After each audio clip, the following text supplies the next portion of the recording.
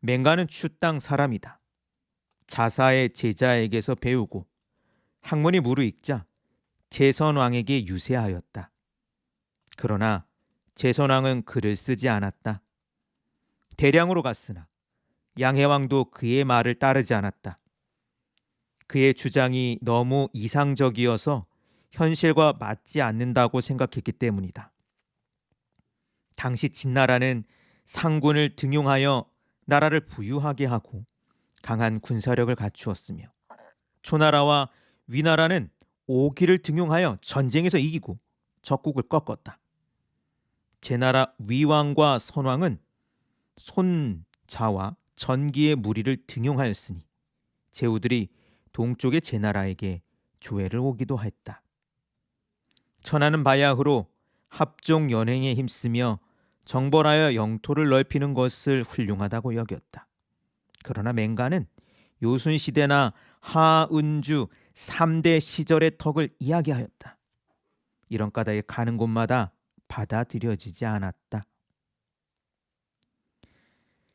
요 글은 재밌는 것이요, 맹자와 양해왕 이 둘의 시대에 어떤 인물들이 활약했는가를 보여줍니다. 진나라에서는 상황이 활약합니다. 상황은 앞으로 볼 예정인데요, 상군 열전의 주인공으로 진나라의 개혁을 이끌은 인물입니다. 상황의 개혁으로 진나라는 다른 나라보다 훨씬 더 부강한 나라가 될 수 있었고 부국강병, 또 나아가 천하를 통일하게 되죠.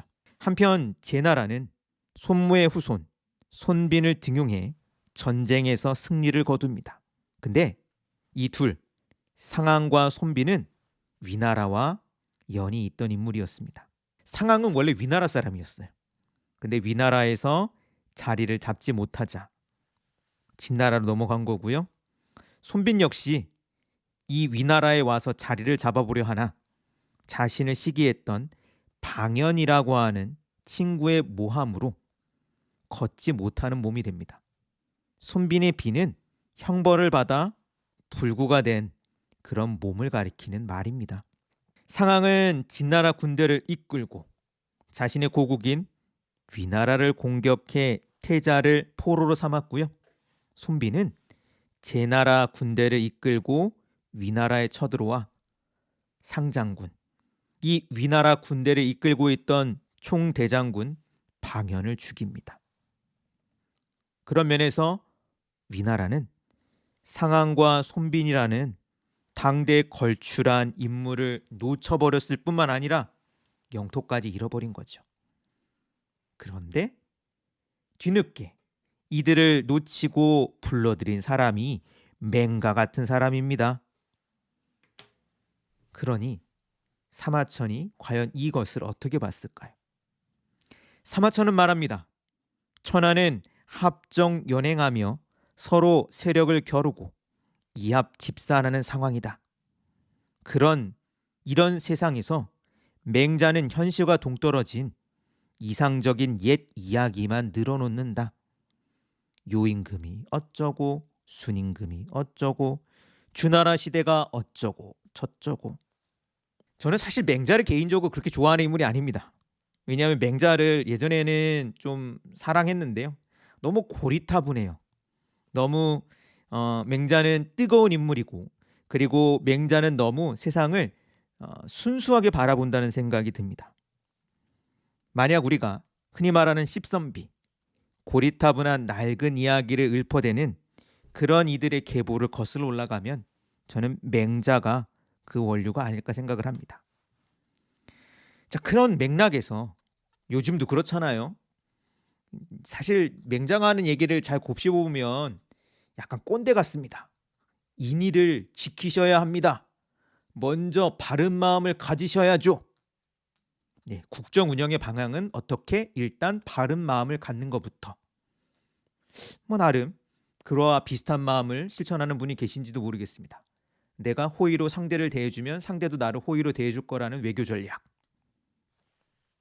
그러나 그러한 어떤 순수함이 과연 춘추 전국식이라고 하는 그런 현실 위에 받아들여질 수 있을까? 어디 가든 환영을 받지 못했죠.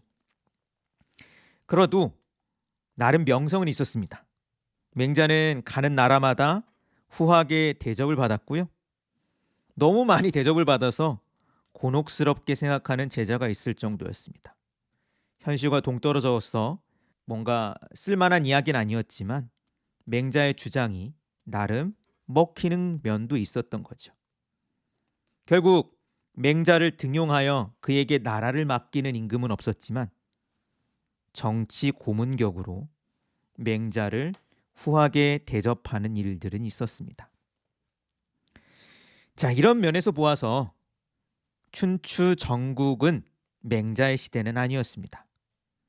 맹자는 정말 쩌렁쩌렁 자신이 얼마나 당당한 사람인지, 자신이 얼마나 이 시대를 이끌어갈 인물인지, 내가 바로 선각자다, 막중한 책임을 가지고 있다 이야기했지만, 그러나 당시 그 목소리는 그냥 허공에 흩어질 뿐이었죠. 자, 이런 까닭에 사마천도 위에 소개했던 그 정도로 맹자를 아주 간단하게 서술합니다. 여기에서 몇 글자 더할 수밖에 없습니다. 오기와 손빈의 이야기를 담은 오기 손자열전, 상황의 이야기를 담은 상군열전, 합종 연행의 주인공인 소진열전과 장의열전 등의 재미있고 풍부한 내용에 비해 맹자에 대한 기록은 대단히 너무 간략합니다. 그러나 맹자의 꿈은 1000년도 넘은 훨씬 더 뒤에 꽃피우죠. 사마천의 시대까지도 맹자는 주목을 받지 못했습니다. 그러나 한 천년 뒤 12세기 남송 시대에 이르러 주희라는 인물에 의해 맹자는 공자의 적통, 즉 공자의 정말 사상을 이어받은 사람이 맹자야 라고 자리 잡습니다. 그리고 성인의 버금가는 인물이야 라고 숭상을 받게 되죠. 자, 이런 맥락에서 성리학의 나라 조선을 세운 힘도 맹자에서 나왔다는 이야기도 있죠. 조선의 개국의 설계자 정도전이 맹자의 꿈을 가슴에 품고 혁명을 주장했다는 건 널리 알려진 사실입니다. 인자무적을 외친 맹자를 소개했는데 이 맹자의 뜨거운 마음을 보고 싶다면 맹자를 한번 읽어보시면 좋겠습니다.